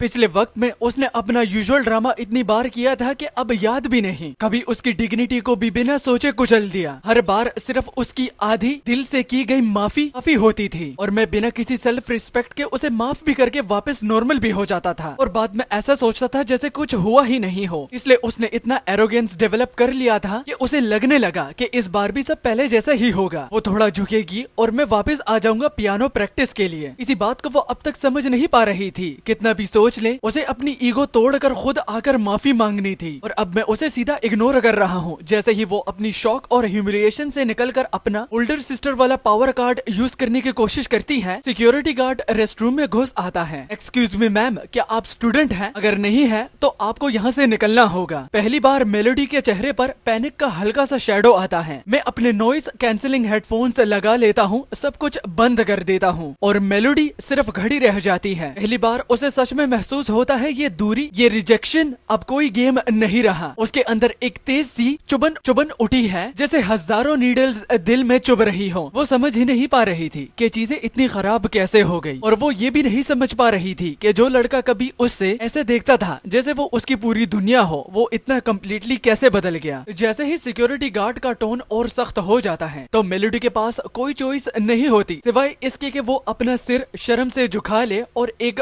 बाहर स्ट्रे डॉग की तरह वहाँ से बाहर निकाल दी जाए। जब तक वो वापस हैरिंगटन स्टेट तक पहुँचती है, एक दिन के बाद ग्रैंड वेलकम होम बैंक्वेट होता है। अपने एंड की तरफ होता है। प्रिस्टन स्पॉटलाइट के नीचे खड़ा होता है, अपनी परफॉर्मेंस में पूरा झोंक देता है। वो क्राउड में मेलोडी को देख लेता है, उसका चेहरा बिल्कुल ब्लैंक है और वो समझाता है कि उसकी सिंगिंग ने उसे इमोशनली साइलेंट कर दिया है। लेकिन उसे क्या पता कि असल में वो रोने के बिल्कुल करीब है, क्योंकि उसकी आवाज बिल्कुल टेरेबल है। एक फेक भाई जो कि पियानो बजाता था बिल्कुल गॉड की तरह, अपने पियानो बजाने की वजह से वो रूम को पूरी तरह से कंट्रोल कर लेता और जो उसके सामने है, मतलब कि उसका रियल भाई, उसकी सिंगिंग ऐसी लग रही है जैसे बिल्ली पर पैर रख दिया हो और वो चिल्ला रही हो। ये कॉन्ट्रास्ट इतना ब्रूटल होता है कि उसका दिल कर रहा होता है कि वो रो दे। वो पूरी रात सफर करती है और जब अगले दिन सुबह आंख खुलती है, जो कि काफी लेट, सनराइज के बाद, सबसे पहली चीज वो अपना फोन उठाती है। वो एक टेंटेटिव मैसेज भेजती है उस चैट विंडो में चेक करने के लिए कि क्या वो अभी अभी भी ब्लॉक है या नहीं। लेकिन जैसे ही स्क्रीन लाइट अप होती है एक न्यूज अलर्ट आ जाता है। एक मेजर म्यूजिक प्लेटफॉर्म ने ऑफिशियली अनाउंस किया होता है कि पियानो प्रोडिजी एस्टन ने 2 मिलियन पे करके ड्रीम वेडिंग के फुल कॉपीराइट बाय आउट कर लिए हैं। वो ये पढ़कर लिटरली एक्सप्लोड हो जाती है, कितना बड़ा इडियट है, जीरो बिजनेस सेंस। उसने उससे पहले ही कहा था, उसे मना भी किया था, जल्दबाजी में बाय आउट मत करो। सिर्फ रॉयल्टीज से ही कम से कम 5 मिलियन गारंटीड थे और ऊपर से 20-30 साल तक के डाइवर्टिव अर्निंग्स अलग। ये इरिटेटिंग न्यूज उसके दिल के दर्द को और गहरा कर देती है। उस वायरल पियानो परफॉर्मेंस ने उसे शेक कर दिया होता है। वो जानती है कि उसकी टेक्निक अब इसी लेवल पर है जो मास्टर्स को भी कम्पीट करती है, जिन्होंने डेकेड्स लगाए हैं क्राफ्ट में। ये रियलाइजेशन उसे डाउट के स्पाइरल में ले जाती है कि क्या उसने मेरे साथ प्रैक्टिस करके अपने आप को रोके रखा था, क्योंकि वो मेरा ईगो प्रोटेक्ट कर रहा था इतने साल। 2 मिलियन हाथ में लेकर मैं सीधा हॉस्पिटल जाता हूँ और इम्पोर्टेड मेडिसिन स्टॉक कर लेता हूँ। रोड के साइड बैठकर एक स्ट्रीट क्रैप खा लेता हूँ, जैसे मैंने कई दिन से कुछ खाया ही नहीं। डेरेक वहाँ से गुजर रहा होता है और पूरा सीन देख लेता है। अगर उसने अपनी आंखों से ना देखा होता तो वो कभी भी बिलीव ना करता। एक पियानो जीनियस जिसने एक ही पीसेस से 2 मिलियन कमाए, वो स्ट्रीट पर एक रफ एवरीडे इंसान की तरह जी रहा है। बाय आउट कॉन्ट्रैक्ट के मुताबिक मैं रिकॉर्डिंग स्टूडियो चला जाता हूँ और ड्रीम वेडिंग रिकॉर्ड करता हूँ। डेरेक एक cup premium red T respect के साथ प्रेजेंट करता है। Mister Aston, full payment transfer हो चुका है बिना किसी इशू के। ऐसी मास्टरपीस 20 साल की एज में बनाना सच में अनबिलीवेबल है। वो सोचता है कि इस लड़के के दिमाग में और कितनी जीनियस छुपी हुई होंगी। हम अभी इन्वेस्ट करते हैं ताकि फ्यूचर में एक्सक्लूसिव फर्स्ट रिलीजेस हम ला सके। एरिक मुस्कुराता हुआ हाथ आगे करता है मिस्टर एस्टन सक्सेसफुल कोलैबोरेशन के लिए। लेकिन उसके इतने अच्छे बर्ताव के काउंटर में मैं उसे सिर्फ आइस कोल्ड रिएक्शन देता हूँ। मैं स्टैचू की तरह बैठा रहता हूँ, कोई रिएक्शन नहीं देता और उठकर हैंडशेक करता हूँ। डेरेक को अंदर से गुस्सा आता है, लेकिन इंडस्ट्री में उसने ऐसे डिफिकल्ट जीनियस से पहले भी देखे होते हैं, सो वो कंट्रोल रखता है। जैसे ही वो जाने लगता है मैं धीरे से बोलता हूँ, सॉरी मेरा माइंड कहीं और था। तुम इतने ईगर हो नेक्स्ट कोलैबोरेशन के लिए तो वेट क्यों करना, वो भी फ्यूचर का। अभी कर लेते हैं। ये बात सुन के डेरेक का जॉ ड्रॉप हो जाता है। एक्चुअली मेरे पास एक और original piece already fully composed है और वो भी ड्रीम वेडिंग जितना ही स्ट्रॉन्ग है। स्टूडियो में पूरी खामोशी छा जाती है। साउंड इंजीनियर तक शॉक में आ जाता है। उनके लिए ड्रीम वेडिंग ऑलरेडी एक टाइमलेस लेजेंडरी पीस है और अगर ये लड़का कह रहा है कि उसने उस लेवल का एक और बना लिया है तो ये सभी सुनकर डेरेक का एक्सप्रेशन प्राइसलेस हो जाता है। अगर ये सच हुआ तो इस लड़के का टैलेंट कितना टेरिफाइंग डीप है। और फिर सवाल ये उठता है कि ऐसा जीनियस इंडस्ट्री से 20 साल तक कैसे अननोन रहा। जैसे ही मेरे हाथ पियानो कीज पर पड़ते हैं एक तेज डेंस नोट्स का सुनामी निकल पड़ता है। म्यूजिक एकदम फ्रैंटिक और अनहिंज्ड हो जाता है, जैसे मैं फेट के अगेंस्ट स्क्रीम कर रहा हूँ। हर इमोशन निकल रहा होता है जब तक कुछ भी बाकी नहीं रहता। डेरेक एक्साइटमेंट से कांप रहा होता है क्योंकि उसने एक प्राइसलेस चीज ढूंढ ली है। ड्रीम वेडिंग ब्यूटीफुल थी लेकिन उसमें एक कमी थी, टेक्निकल डिमांड की कमी थी। लेकिन ये नया पीस उसका ऑपोजिट है। स्पीड इतनी डिजीइंग है कि फिंगर्स लगता है एक दूसरे से लड़ रही हैं, वो भी पियानो पर। और इसके साथ हैरिंगटन एस्टेट के अंदर सब कुछ एक गहरी साइलेंट टेंशन में डूबा हुआ होता है। विवियन मेलोडी के रूम के बाहर खड़ी होती है और लगातार नॉक कर रही थी, जैसे वो काफी टाइम से कोशिश कर रही हो। मेलोडी उठ जाओ, नीचे आके कुछ खा लो। लेकिन जब फाइनली डोर खुलता है मेलोडी का हाल देख के विवियन शॉक हो जाती है। उसके बाल बिल्कुल बिखरे हुए, फेस पे बिल्कुल डेथ लाइक तखान, जैसे वो एक वॉकिंग घोस्ट हो। विवियन तुरंत से पूछती है, मेलोडी क्या हुआ, तुम ठीक हो? फिर उसके दिमाग में एक ही नाम आता है, वो अनग्रेटफुल सांप एस्टन। क्या तुम उससे मिलने गई थी कल रात? उसने क्या कहा तुमसे? मैं अभी जाकर उसे सीधा करती हूँ। विवियन एस्टन को टॉलरेट कर सकती है लेकिन मेलोडी को हर्ट करता हुआ देख नहीं सकती। लेकिन जैसे ही वो ये बोलती है मेलोडी अचानक से रो पड़ती है। जो सॉन्ग्स सब सोचते हैं मैंने लिखे, क्या मैंने वाकई में लिखे हैं? क्या मैं कभी इतना अच्छा कुछ बन सकती थी? विवियन कंफ्यूज हो जाती है और वो कहती है, ऑफ कोर्स तुमने लिखे हैं, और कौन लिखेगा? लेकिन ये सुन के मेलोडी और भी ज्यादा रो देती है। वो कहती है, नहीं ये मैं नहीं बल्कि एस्टन था, हर एक सॉन्ग उसने मेरे लिए लिखा था। विवियन का फेस इंस्टेंटली हार्ड हो जाता है। दिमाग खराब हो गया है क्या? वो अनग्रेटफुल स्नेक सॉन्ग से नहीं लिख सकता। थोड़ा म्यूजिक थ्योरी पता होना और पूरा कंपोजिशन लिखना दोनों अलग बात है। मेलोडी रोती हुई बोलती है, जब से एस्टन ने मुझे ब्लॉक किया है मिस्टर वेल भी कम्प्लीटली साइलेंट हो गया है। अब मुझे पूरा यकीन है मिस्टर वेल ही एस्टन है। ये सुनकर विवियन फ्रीज हो जाती है। मिस्टर वेल वो मिस्टीरियस जीनियस कंपोजर जिसने मेलोडी के साथ मल्टीपल हिट सॉन्ग्स बनाए थे। हर सॉन्ग टॉप चार्ट्स पे गया, हर प्लेटफॉर्म पे वायरल। विवियन ने खुद भी कभी उसे ढूंढने की पूरी कोशिश की थी ताकि उसे थैंक कर सके,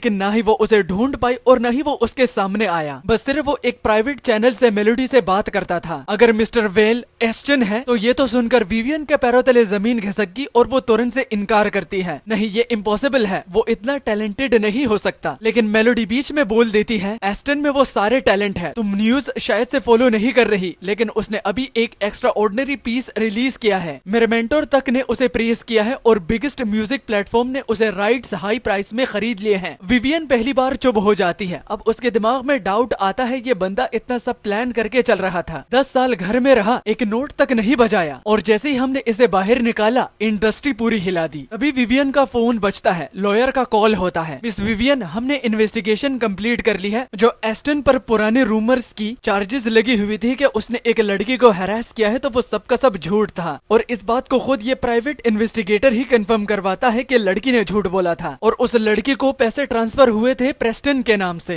विवियन बिल्कुल ब्लैंक हो जाती है। उसने बिना प्रूफ के एस्टन को गिल्टी मान लिया था और उसकी जिंदगी बर्बाद कर दी। इंटरनेट पे भी तभी एक और बॉम्ब गिरता है, another piano piece acquired by same platform. लोग पागल हो जाते हैं, ये बंदा हर दिन हिट कैसे दे रहा है, एक दिन में एक masterpiece, who is this Aston. और कहीं दूर मैं स्कूल के बैक हिल के पार्क में अकेला बैठा हूँ, लेक को देख रहा हूँ। शायद 2 जिंदगियों की लोनलीनेस का वेट है, इसलिए मुझे ऐसी सिंपल चीजें भी बहुत अजीब सी एनवी होती है। जिसके बाद पीछे से आवाज आती है कि ऐश, मुझे पता था कि मैं तुम्हें यहाँ पर जरूर ढूंढ पाऊंगी। एक फेमिलियर सी ब्राइट वॉइस पीछे से आती है। क्लारा स्टेप्स के नीचे खड़ी होती है, मुझे ऊपर देखते हुए हाथ बढ़ाती है। तुम वहाँ स्टैचू की तरह क्यों खड़े हो, नीचे आओ और मेरी हेल्प करो। मैं झुकता हूँ और हाथ बढ़ाता हूँ, लेकिन जैसे ही वो पकड़ के खींचती है, मैं लगभग सीधा लेक में ही गिर जाता हूँ। ऐश, क्या तुम ठीक हो, इतना वीक क्यों लग रहे हो। मैं गहरी सांस लेता हूँ और उसकी ये कैजुअल सी बात मेरे अंदर कुछ तोड़ देती है। अगर मेरी ये डिजीज ना होती तो शायद मैं क्लारा की फीलिंग्स का सामना कर पाता। मैं अपनी माँ और बहन के साथ ऐसी ही शांत सी आफ्टरनून में बोटिंग कर रहा होता, लेकिन क्लारा का एक सिंपल सा सवाल मुझे वापस रियलिटी में खींच लेता है। और सच ये है, मैं मरने वाला हूँ और मुझे अब ये सब चाहने का कोई हक भी नहीं है। क्लारा बोलती है, ऐश तुम तो कमाल कर रहे हो, मैंने सुना तुमने एक पीस 2 मिलियन में बेची है, पूरा इंटरनेट तुम्हें जीनियस बुला रहा है। मैं अपने इमोशंस दबा देता हूँ और सीधा बोल देता हूँ, क्लारा मुझे खुद नहीं पता हम क्या है एक दूसरे के लिए, लेकिन अगर हम साथ हैं तो चलो ब्रेकअप करते हैं। क्लारा का दिमाग ब्लैंक हो जाता है, उसने कभी सोचा भी नहीं था कि मैं ये बोल दूंगा। वो कहने लगी, मैंने कुछ गलत किया, तुम मुझसे नाराज हो। मैं बोलता हूँ, तुमने कुछ गलत नहीं किया, बदला हूँ मैं। जब मैं उस ऑफिस में कॉन्ट्रैक्ट्स साइन कर रहा था, उन्होंने मेरा फ्यूचर डिस्क्राइब किया, टॉप म्यूजिशियंस के साथ काम, बड़े स्टार्स के साथ कोलैबोरेशन, एक बिल्कुल अलग दुनिया। ये सब तुम्हारे लिए छोड़ने को रेडी नहीं हूँ। क्लारा का छोटा सा जिस्म कांपने लगता है, उसकी आंखें तुरंत से लाल हो जाती हैं, लेकिन मैं अपना दिल सख्त करके वहाँ से चला जाता हूँ। घर वापस आते ही मैं बिल्कुल खोखला हो चुका होता हूँ। मैं सीधा पुराने सोफे पे गिर जाता हूँ जैसे डेड वेट। हेलेन मेरी आवाज को सुनकर दौड़ के आती है, यहाँ मत सो जाना, ठंड लग जाएगी, हमारा अपना बेड है ना, वहाँ पर जाके प्रॉपरली सो जाओ। लेकिन मैं इतना ज्यादा थक चुका होता हूँ कि हिल भी नहीं पाता और तुरंत सो जाता हूँ। वो ब्लैंकेट खींचकर मेरे ऊपर डालने की कोशिश करती है, लेकिन जैसे ही मेरी बॉडी का हल्कापन फील होता है, उसकी आंखें भर आती हैं। मेरा बेटा, तुम्हारे साथ क्या कर दिया उन लोगों ने। अभी दरवाजे पर जोर जोर से नॉक होता है, कोई है घर पे। विवियन होती है और विवियन ही दरवाजे के उस पार खड़ी थी। बहाना मार के वो सेटलमेंट और पीस की बात करने आई है, लेकिन असल में वो आई है डैमेज कंट्रोल के लिए। उसे डर है कि कहीं ऐश फैमिली के सीक्रेट्स एक्सपोज ना कर दे। मेलोडी की बातों के बाद उसने सारी ट्रेंडिंग न्यूज चेक की थी और अब ऐश वायरल स्टॉर्म का सेंटर बन चुका है। अगर इस वक्त उसने पास्ट एक्सपोज कर दिया तो फैमिली की रेपुटेशन बर्बाद हो जाएगी। इसलिए आज विवियन ने अपना स्टाइल चेंज किया है। वो अपने साथ असिस्टेंट को नहीं लाई, सिंपल कपड़े पहने हैं, बिल्कुल सिंपल लग रही थी और जैसे बड़ी बहनें होती हैं और एक्ट करती हैं बिल्कुल वैसे ही करती है। हेलेन आंसू पहुंचती है और दरवाजा खोल लेती है। जैसे ही वो विवियन को देखती है, उसका चेहरा तुरंत ठंडा हो जाता है। वो कहती है, अब क्या चाहिए तुम्हें, मेरे बच्चे की हालत खराब कर दी तुम जैसे बेजान और बेदिल औरत ने, अब क्या तहस नहस करने आई हो। विवियन की फेक स्माइल एक सेकंड के लिए हिलती है, लेकिन वो जल्दी से रिकवर कर लेती है। लास्ट टाइम थोड़ा मिसअंडरस्टैंडिंग हो गया था, मैं आज शांति से बात करने आई हूँ। मैं कैंपस भी गई थी, लेकिन लेकिन ऐश वहाँ नहीं था तो सोचा घर पे मिल जाएगा। हेलेन हेसिटेट करती है लेकिन विवियन सीधा अंदर आ जाती है। ये छोटा सा गिफ्ट है, प्लीज गलत बिल्कुल भी मत समझना। वो 2 एक्सपेंसिव टी बॉक्सेस टेबल पर रखती है लेकिन हेलेन तुरंत उन्हें उठा के वापस उसके हाथ में थमा देती है और कहने लगी ले जाओ ये सब, हमें तुम्हारी चैरिटी नहीं चाहिए। ये सुनकर विवियन शॉक हो जाती है। उसके दिमाग में एक ही थॉट था, ये लोग ऐसा बिहेव क्यों कर रहे हैं। उसके हिसाब से हेलेन की एक सिंपल वीक औरत होनी चाहिए थी लेकिन आज तो वो सीधा सामने खड़ी है। विवियन कहती है प्लीज काम डाउन, मैं सच में ऐश से माफी मांगने के लिए आई हूँ। अंदर से विवियन को ये सब बिल्कुल पसंद नहीं लेकिन फैमिली की रेपुटेशन को छुपाए रखने के लिए उसे अपनी ईगो को दबाना पड़ रहा था। आज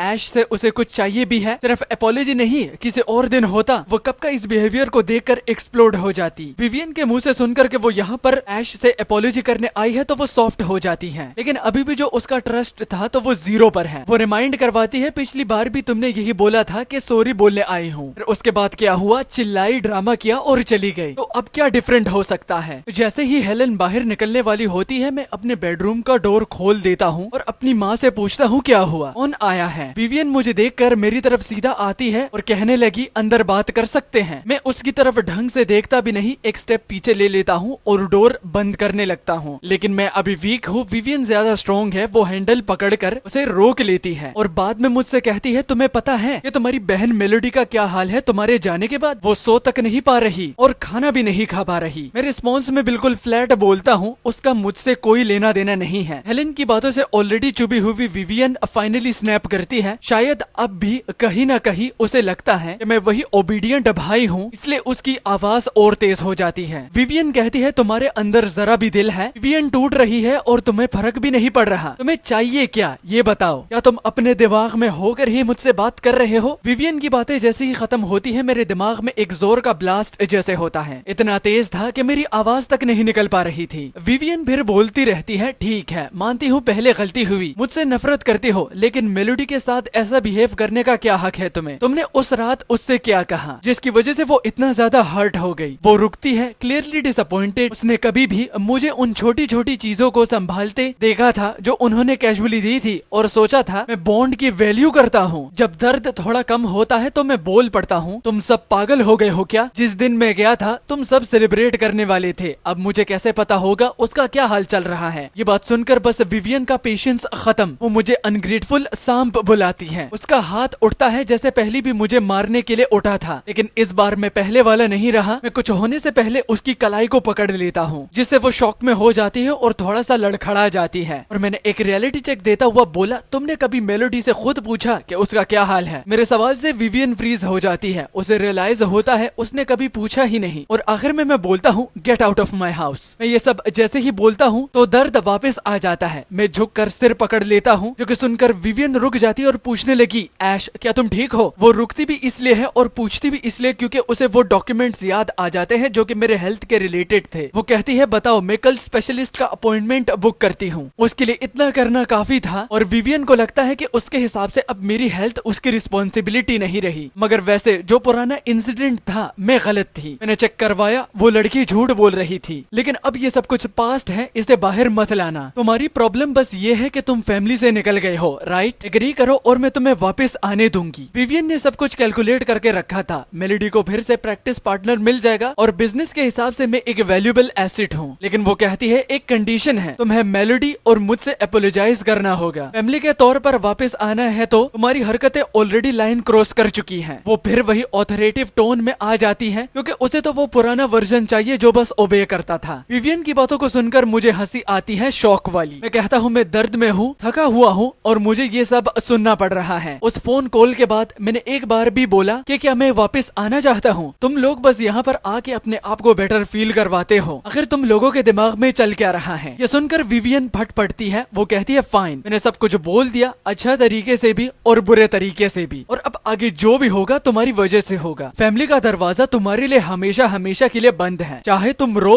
गिड़गिड़ाओ लेकिन मुझे कोई फर्क नहीं पड़ेगा और मैं तुम्हें वापस नहीं आने दूंगी। मैं ठंडी सी हंसी निकालता हूँ। Oh thank you so much. वापस कभी ना जाने का सोच के तो शायद मैं हार्ट ब्रेक से मर ही जाऊं। एक्चुअली जब तुम यहाँ ही हो क्या तुम मेरे घर से निकल सकती हो और प्लीज दोबारा मत आना। अगर मुझे तुम्हारा चेहरा देखने का प्रिविलेज भी अब नहीं रहा तो। अगर सच बोलूं मेरे लिए तो ये बस ब्लेसिंग्स लग रही हैं। विवियन गुस्से में कांप कांप रही होती है। रिवरस्टोन सिटी की सबसे अमीर औरत खुद यहाँ आई थी सब ठीक करने, और ये बंदा न सिर्फ जीरो ग्रेटिट्यूड दिखाता है बल्कि उसे पंचिंग बैग बना देता है। उसके हर अल्फाज में से टपकता सरकाज़म वो क्लियरली महसूस कर रही थी। फैमिली हाउस वापस जाना, चाहे जो भी मतलब हो, कम से कम उसे इस छोटी सी घटिया जगह से तो निकाल देता। तभी विवियन का फोन वाइब्रेट करता है। वो ऑलमोस्ट इग्नोर कर देती है, फिर नाम देखकर उसका एक्सप्रेशन चेंज हो जाता है। वो मेलोडी थी। वो मेलोडी से पूछती है क्या हुआ। मेलोडी की आवाज अर्जेंट और एंशियस आती है। क्या हुआ, तुमने ऐश से बात की? क्या वो वापस आ रहा है या नहीं? विवियन का फेस स्टिफ हो जाता है। वो मेलोडी के लिए अपने आप को कंट्रोल करती है और एक्सप्लेन करना शुरू करती है, लेकिन उसकी स्टोरी काफी ही अनपॉलिश थी। वो अपने आप को विक्टिम दिखाते हुए और ऐश को एक शेमलेस अनग्रेटफुल सांप बना के सब कुछ बता देती है। मैं वहाँ खड़ा होता हूँ, मुझे हंसी आ रही है, लेकिन मैं करेक्ट करने की भी जरूरत नहीं समझता, क्योंकि सच तो ये है कि मैं चाहता ही हूँ कि वो ऐसे ही बोलती रहे। जितना ज्यादा वो मुझे हेट करेगी उतना कम वो वापस आएगी। विवियन सोचती है कि ये सब मेलोडी को कन्विंस कर देगी कि वो ऐश को छोड़ दे, लेकिन उल्टा मेलोडी फोन के दूसरे साइड रो पड़ती है। वो विवियन से कहती है स्पीकर पर डालो। स्पीकर पर डालने के बाद ऐश से वो कहती है मुझे पता है तुम हर्ट हो, लेकिन प्लीज विवियन के साथ फाइट मत करो इस बार, ओके? तुम जानते हो वो कैसी है, बस उसके साथ वापस आ जाओ। मैं तुमसे रिक्वेस्ट कर रही हूँ ऐश, प्लीज वापस आ जाओ। विवियन रिएक्ट भी नहीं कर पाती कि उसकी सिस्टर किसी आउटसाइडर के सामने इतना झुक रही है। तभी मैं आगे बढ़कर फोन लेता हूँ और मेलोडी से कहता हूँ विवियन के साथ तुम भी मेरे सामने आई ना तो माँ कसम तुम दोनों का वो हश्र करूंगा कि पूरी जिंदगी याद रखोगे। मुझसे दूर रहो वरना हरासमेंट का केस ठोक दूंगा। शहर के दूसरे कोने में क्लारा घर जा रही होती है, बिल्कुल लॉस्ट सी। वो उसे ढूंढने गई थी क्योंकि उसे क्लास स्किप की थी और उस चक्कर में उसने अपनी इवनिंग स्टडी सेशन भी मिस कर दी। वो घर जाके डोर लॉक करती है, लाइट्स ऑफ रखती है और बेड के कोने पर बैठ जाती है, क्योंकि उसका दिमाग इस इंसिडेंट से पूरा भरा होता है। एक के बाद एक मेमोरीज बिना वार्निंग के दिमाग में आने लगती है। वो फ्रेशमैन ओरिएंटेशन ट्रेनिंग याद करती है। उस दिन इतनी गर्मी थी कि कैप से पसीना निचोड़ा जा सकता था। इंस्ट्रक्टर ने सबको सरप्राइज दिया था, वो भी वाटरमेलन को कट करके, जो कि इनाम के तौर पर था। सबको लगा वो काइंड हो रहा है जब तक स्लाइसेस ग्राउंड पर नहीं रखे गए और सबको समझ नहीं आया कि वो अपनी यूजुअल ट्रिक्स खेल रहा था। उसने बॉयज और गर्ल्स को सामने बिठा दिया वाटरमेलन स्लाइसेस के अक्रॉस और उसे रिएक्शन स्पीड गेम बना दिया। सिर्फ तब कोई स्लाइसेस उठा सकता है जब वो काउंटडाउन के बाद गो बोले, लेकिन जैसे ही सब बैठ गए उसने बिना काउंटडाउन किए हुए गो चिल्ला दिया और पूरा केओस मच गया। क्लारा को सब क्लियरली याद था। वो एक सेकंड के लिए जोन्ड आउट हो गई और सबसे पीछे रह गई। उसके सामने उसने ऑलरेडी अपना स्लाइस उठा लिया था, तो वो रियलिटी में वापस आई। जब उसने सोचा कि अब तो मिस हो गया, तब उसने अपना स्लाइस उसकी तरफ स्लाइड कर दिया। वो बिल्कुल फ्रीज हो गई। जब तक आसपास के लोग टीजिंग शुरू नहीं कर देते तब तक वो हिली भी नहीं। फिर फेस रेड होते हुए उसने क्वाइटली स्लाइस उठाया। फिर एक और मेमोरी आती है फाइनल ईयर की। वो स्कूल के बाद अकेले घर जा रही थी, तभी अचानक एक मिडिल एज आदमी सामने आ गया, वो भी अपने हाथ में नाइफ लेकर। उसने उस जिंदगी में कभी नहीं देखा था, कोई कनेक्शन नहीं, कोई कॉन्फ्लिक्ट नहीं, लेकिन वो आदमी उस पर ऐसे झपट्टा जैसे बिल्कुल पागल हो। लोग चीखने लगे और इधर उधर भाग गए। सेफ डिस्टेंस से देखते हुए उसने उस आदमी के हाथ से नाइफ गिरा दिया और कुछ बाईस्टैंडर की हेल्प से उसे नीचे गिरा दिया। उसे याद है हॉस्पिटल में उसके पास बैठी हुई जब सब उसके वुंड बैंडेज हो रहे थे, वो इतना रो रही थी कि बोल भी नहीं पा रही थी। उसने रुक रुक के कहा था तुम अपने आप को मरवाना चाहते हो क्या? नाइफ वाले आदमी से लड़ रहे थे। उसने जवाब में कुछ भी नहीं कहा, बस बार बार उसे सॉफ्टली रियोश्योर करता रहा। उसे अभी भी याद है उसने क्या बोल दिया था, अगर तुम्हें कुछ हो जाता तो मैं भी जीना नहीं चाहती। उसने उसे मना लिया, थोड़ा टीज किया, जब तक उसने अपनी बात वापस नहीं ले ली। और उस दिन से उसने चुपचाप एक वाव लिया था, अगर कभी वो ऐसी सिचुएशन में फिर पड़ा तो वो उसके लिए अपनी जान दाव तक लगा सकती है। ऐसी काउंटलेस मेमोरीज हैं। अभी वो डेस्परेटली उन्हें भुलाने की कोशिश कर रही है, लेकिन वो उससे छुटकारा नहीं पा रही। क्या सच में ऐसा है? क्या तुम एक नई दुनिया में आ गए हो, नए लोगों से मिले हो? क्या इसी वजह से तुम्हारा दिल बदल गया? वो और ऐश हाई स्कूल से एक दूसरे को जानते हैं, वो भी पूरे 5 सालों से। वो बस हमेशा खुद से कहती रही कि ये बस एक हल्की सी सिल्किंग है, कुछ सीरियस नहीं। लेकिन आज उसे फाइनली समझ में आता है कि वो पहले से ही ऐश के साथ प्यार में मुब्तला हो चुकी थी, लेकिन वो खुद इस बात को एक्सेप्ट नहीं करना चाहती थी। बस उसने कभी खुद को ऐसा महसूस होने नहीं दिया कि वो प्यार में लट्टू हो गई है। और ऐश का हर एक वो तरीका का क्लारा को बहुत चार्मिंग लगता है जैसे वो करता है। नेक्स्ट पार्ट चाहिए तो कमेंट तो भर दो। वीडियो को लाइक करना, चैनल पर नए हो सब्सक्राइब करना। अलविदा, टाटा, बाय बाय, खुदा हाफिज, शुभकामनाएं,